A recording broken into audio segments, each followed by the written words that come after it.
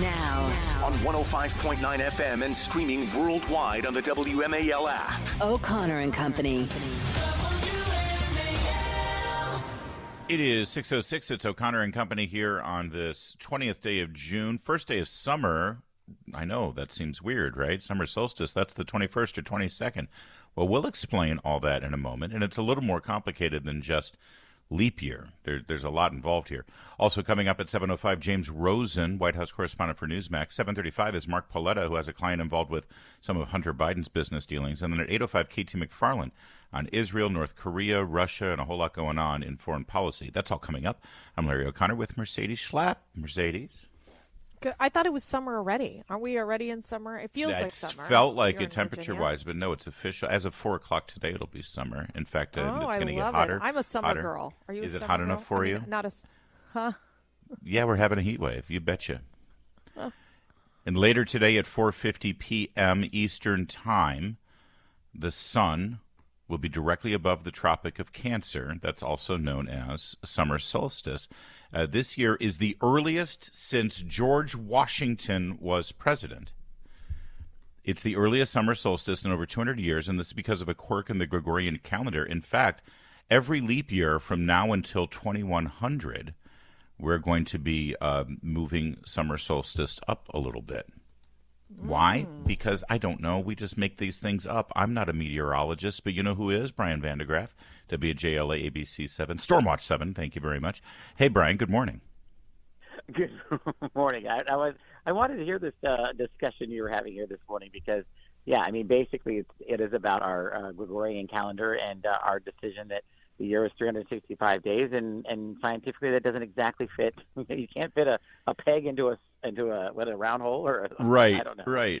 Yeah. After a few hundred years, things start to catch up. It's technically 365.25 days. Right. But that's sort of hard to, So we've been sort of putting this off for a couple hundred years. We'll deal with it later. Right? Right. We'll wait till the future. Oh my goodness. Listen, yesterday and last couple of days, in fact, we're technically in our first heat wave in D.C. because we've had 3 or more 90-degree days, Monday, Tuesday, and Wednesday. Tuesday was the hottest at 94. We were 91 yesterday. And today I think we'll be in the low 90s once again. But the big story I think comes up Friday and the weekend because we're in the mid-90s Friday and both Saturday and Sunday.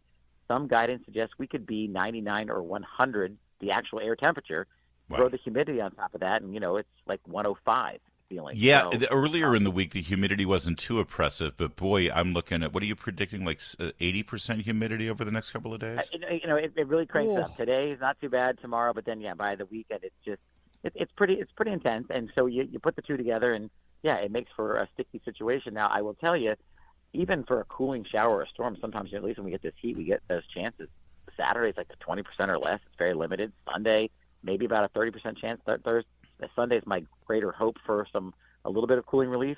But even next week, I don't see temperatures cooler than the low 90s through Wednesday or Thursday. So this is an extended stretch for the first heat wave of the season. You said, Mercedes, you like the heat? It's good? How do people in this area, how do they survive this? This sounds pretty brutal. What do you mean, how do they survive? Everyone's going to die. Well, at this point, that's how I'm feeling these days.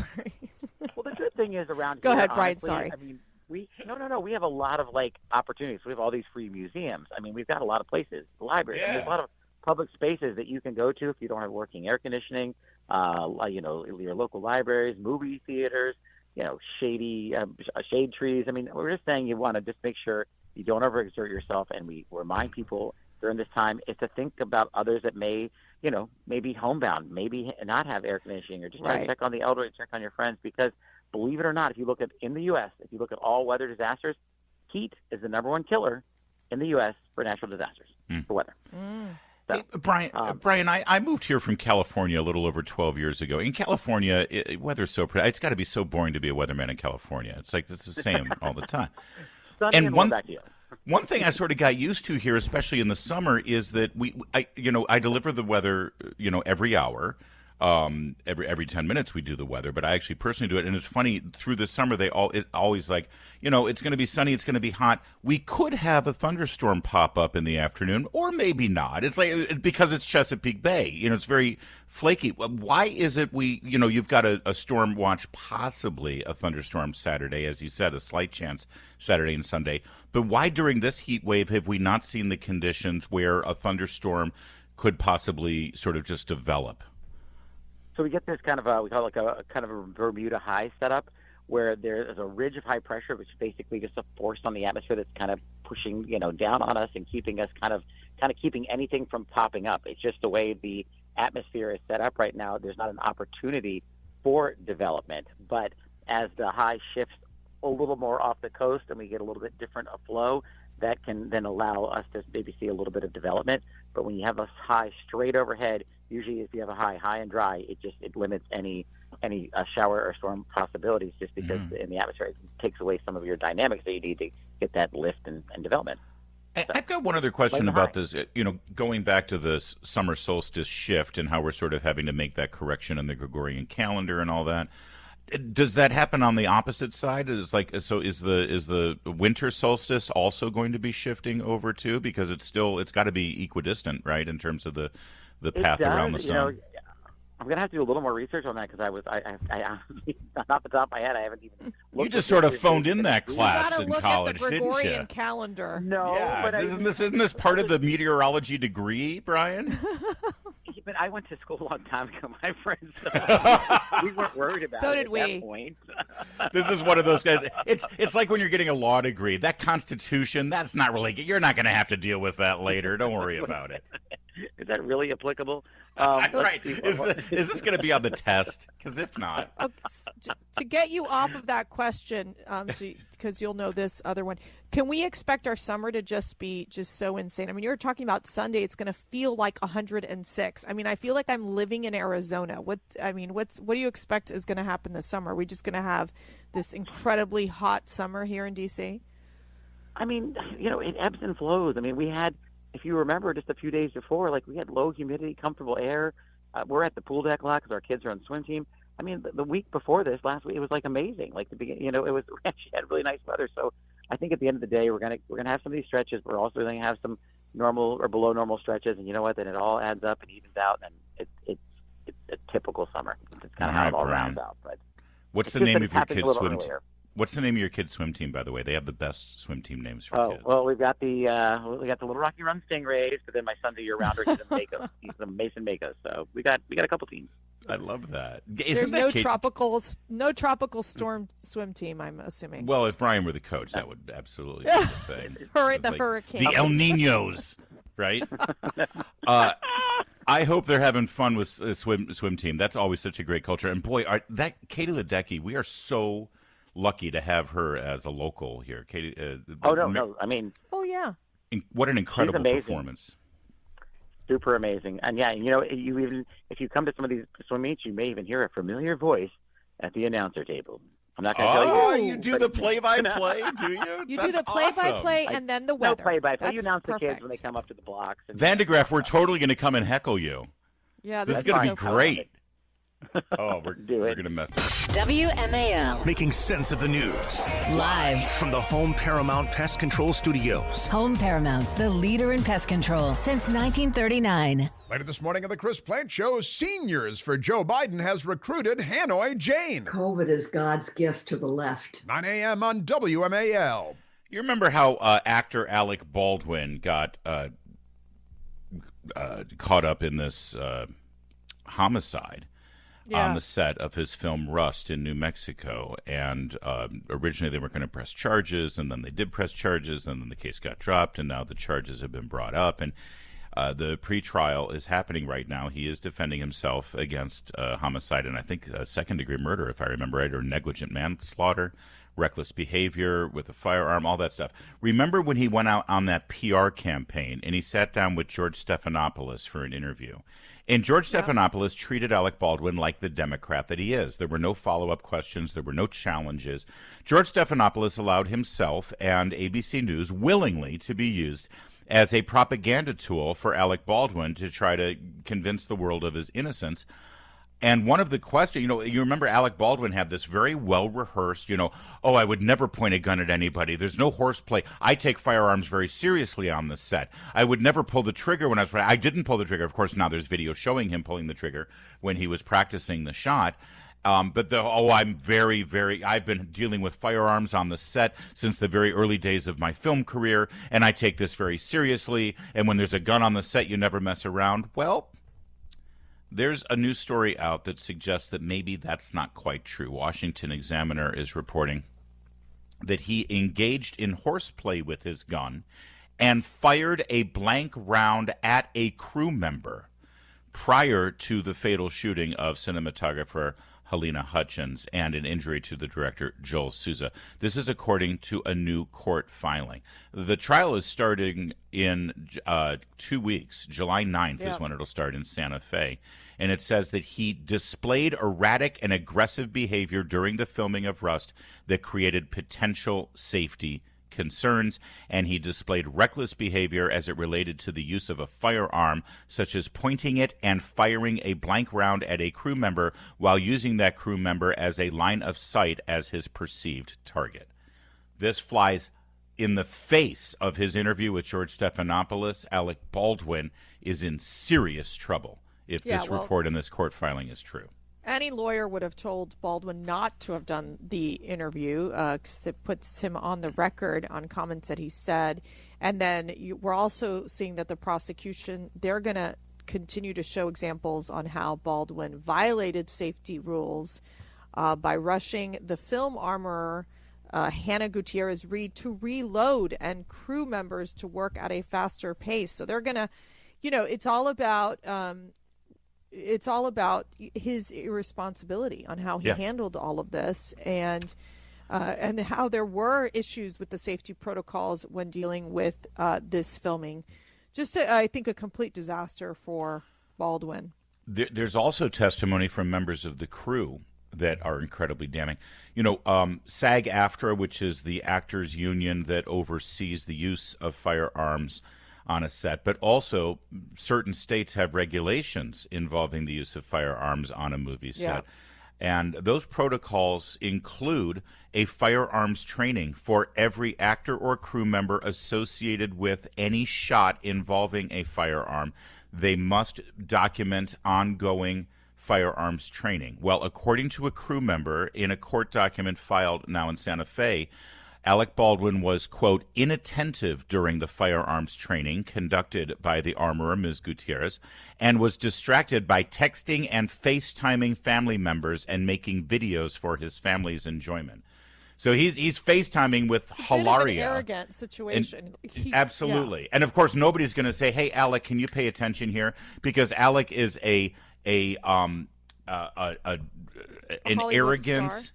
He's a narcissistic movie star who has a hot temper. You ask anything about Alec Baldwin, you say, oh, well, he's a good actor, and he's also got a short fuse and starts going on screaming red hot rage-filled rants at anybody who gets in his way or tries to. So of course nobody on set. By the way, he's also one of the executive producers on the film.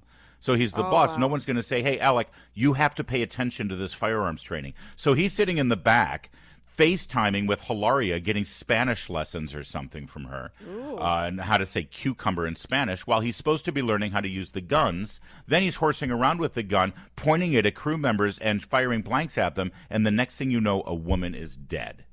Horrible. Well, it's a criminal case, and Baldwin pleaded not guilty, and he could face 1.5 years in prison on a charge of involuntary manslaughter. Yeah. So we'll see what happens. I predict he pleads out. I predict he's going to plead out to something that doesn't involve jail time, and they're just going to get rid of this because people like Alec Baldwin get protected. He's on the right side of politics, It's 6:23. Now. On 105.9 FM and streaming worldwide on the WMAL app. O'Connor and Company. It is 6:36. It's O'Connor and Company here on this Thursday morning, the 20th day of June. Summer solstice, first day of summer, all that jazz. Coming up later this morning at 7:05, James Rosen, White House correspondent at Newsmax. 7:35, Mark Paoletta has a client involved in Hunter Biden's business deals in China. 8:05, KT McFarland, national security expert. I'm Larry O'Connor, and that's Mercedes Schlapp. Good morning, Mercedes. Hola, Larry. Hola. ¿Cómo estás? Are you ready for the heat? Are you ready for the heat? Yeah, I'm always ready for the heat. I much prefer summer to winter. Me too. You? I'm a flip-flop type of gal. Me too, exactly. I mean, no I'm not way. We're a so gal, cool. But, yeah. All right, latest out of Israel. Listen, Joe Biden wanted to be president of the United States, but it's amazing that once he got the job, he didn't really want to do, the job. He, as we mentioned, is in Camp David for the next week preparing for his debate. His job right now is to just win election, not actually govern and not actually act as our head of state. So in the meantime, while he just focuses on doing whatever he has to do to maintain power for 4 more years, the world is on fire. And he's throwing our most important ally in the Middle East, which is kind of an important region in the world, completely under the bus. A month after, this is a Wall Street Journal report, a month after senior congressional Democrats lifted their hold on F-15 sales to Israel, the State Department still hasn't yet sent the formal notification to lawmakers. So in other words, there was a block. Democrats had a block on selling additional F-15s to Israel. They lifted that block a month ago, and Anthony Blinken's State Department still has not actually moved the ball down the field to allow Israel to purchase these F-15s. Again, we're not giving them anything. We're not granting them anything for free. We're merely selling arms to them. Meanwhile, listen to Benjamin Netanyahu here. Michael Shelton, this is cut number 3. Netanyahu took to social media to put out this direct message to people. When Secretary Blinken was recently here in Israel, we had a candid conversation. I said I deeply appreciated the support the U.S. has given Israel from the beginning of the war. But I also said something else. I said it's inconceivable that in the past few months, the administration has been withholding weapons and ammunition to Israel. Israel, America's closest ally, fighting for its life, fighting against Iran and our other common enemies.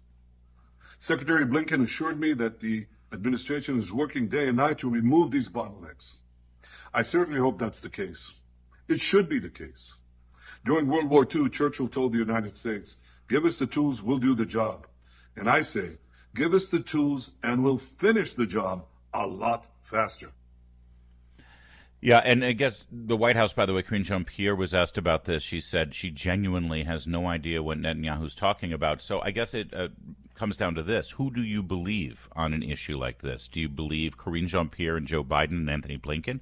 Or do you believe Benjamin Netanyahu? Sadly, I believe the foreign leader. I don't believe our own leaders. Yeah, and that's what's so disturbing is what I would say is the inside tension in the White House, where they very much appear like they're anti-Israel. I mean, you saw that the White House ended up canceling their meeting with Netanyahu, with some of these, not with these Israeli officials, and the thing is they're so quick. The Biden administration, Senator Mitch McConnell, they're so quick to say we got to send billions of dollars to Ukraine without a sense of ending the war, and yet when it comes to Israel, we're saying the Biden administration's like, okay, we're going to delay these F-15 sales to Israel. I mean, it is pure insanity especially when you're talking about that. You look at what happened on October 7th, and it's so easy to say, okay, well, the Biden administration, they forget about that all the time, where innocent Israelis were massacred in the most barbaric of ways. And then you have the fact that it's kind of like, oh, no, sorry, you can't go in and take out Hamas. Oh, no, you can't go in and take out Hezbollah because, all the innocent civilians. Look, we have to end these terrorist organizations that are being funded by Iran. Yeah. Israel is taking the lead on this. They're not asking the U.S. to get involved in this war from putting manpower behind it. Instead, it's give us the weapons, give us the airplanes we need and the firefight that we need. That's and then right. let's get it done. No, but as I mentioned at the beginning of this segment, Joe Biden is not looking to be our head of state or to be the leader of the free world or to actually do the job of a president and working with our allies. He's looking to get reelected, and he cares about Michigan. And someone has convinced him that the only way to win in Michigan is to appease Rashida Tlaib and lunatic first-generation Arab Americans who live in Dearborn. Meanwhile, he's alienating everyone else who actually considers Israel an ally. But that's all this is about. By the way, Netanyahu is scheduled to come here to America, and he will be giving a address to the joint session of Congress. Good on Speaker Johnson for arranging that and standing by Israel. AOC is very upset about it. She says that he has no business being at the in Congress and addressing them. She, in fact, called Prime Minister Benjamin Netanyahu a war criminal. That's Joe Biden's party. And also, he is not going to be meeting at the White House, it appears. High-level U.S.-Israel meeting has been canceled. A White House official said the details had not been fully finalized. Biden administration is effectively allying with Iran, says an expert on Middle East affairs. That's according to reporting at Fox News. We'll have Katie McFarland on to discuss it. Do we have time for, you know what, I do want to take time for this real fast. Douglas Murray, who is a political commentator out of Great Britain, you see him on Fox News a lot. He's been engaging in these fantastic debates over the war in Israel and the fact that, remarkably, Israel is the victim of a heinous terror attack. And immediately after they were attacked, they were politically attacked globally and continue to be politically attacked as if they were the fault. They were the reason for the October 7th attacks. He engaged in a debate in Canada. The question before the debaters was, is anti-Zionism also anti-Semitism? And he had, I want you to listen to this montage of Douglas Murray at this debate. It was brilliant. You should see the whole thing. Listen. But you went to Gaza, right? You said you went to Gaza. How come you went to Gaza when the world's media is not allowed into Gaza? There's two reasons. But they took you into Gaza. Well, first of all, there are two ways to go into Gaza. One is with the IDF, which is what I did and what most Western journalists have done. The other is to go in with Hamas. You could probably go in with Hamas. I can't. Gideon said an appalling thing just there, that this is not about annihilation. One of the heads of Hamas, 2012, kill them all the Jews, don't leave a single one. When Yahya Sinwar said that we want to rip the hearts out of the Jews, it wasn't rhetoric. They did it. They mean you know what? it. There's more to this, and I want to get to it later, but I'm up against it. He was debating Mehdi Hassan, by the way, who up until like a couple of months ago had a show on MSNBC. And it appears, is in the back pocket of Qatar. He's a mouthpiece for the terrorists, and he absolutely was destroyed by Douglas Murray. It's brilliant, and I want to do it justice. So we'll get to more of that later. Right now, though, it's 6:45 WMAL. All right, let's continue here. Douglas Murray, absolutely brilliant performance in this debate in Canada. Which, by the way, the audience came in split 50-50 down the middle. Is anti-Zionism also anti-Semitism? And by the end of the debate, they 100% said, yeah, these people who say they're just anti-Zionists actually just hate Jews. Again, the real highlight here is Douglas Murray versus Mehdi Hassan. Listen, we'll pick this up. One of the heads of Hamas, 2012, kill them all the Jews, don't leave a single one. When Yahya Sinwar said that we want to rip the hearts out of the Jews, it wasn't rhetoric. They did it. They mean it, and only this side wants to pretend they don't, for whatever reasons a psychologist would have to explain. You're very bothered by Qatar and funding Hamas. They're your bosses. But we're talking about bosses. Let's talk to this. You're literally paid by them. I've interviewed. Last time I checked, the United States Congress does not fund Bashar al-Assad or the RSF militias in Sudan. So stop with this lazy whataboutism that gives you... They do fund your friends in Tehran. The US Congress funds Tehran. You know very well Biden's package for Tehran. What? You don't know about it? US funds Iran. Okay, you got me there, Douglas. Wow. By the way, since Biden decided to bring Iran back into JCPOA, they are no longer under the sanctions that they were, and they've been brought back into the fold. Okay. I should say, since Mehdi was honest, I'll say what I think. I think he's a very dishonest actor. A very dishonest actor. And to say what you just said about hostages would come a lot better if a contributor to Al Jazeera had not been discovered last week holding a hostage in his home. And if Mehdi cares about the Palestinian casualties, as I'm sure he does, then tell your bosses in Qatar to tell their friends in Gaza to stop the war and give back the hostages. Yeah, one other line he had here, Mercedes, in this debate was, there is no rule of law that says you can start a war and then complain when you're losing the war. And that's exactly what Hamas has done here. They started a war on October 7th, and now they're crying, oh my gosh, all of our people are getting killed. They can't because play they're victims. now losing.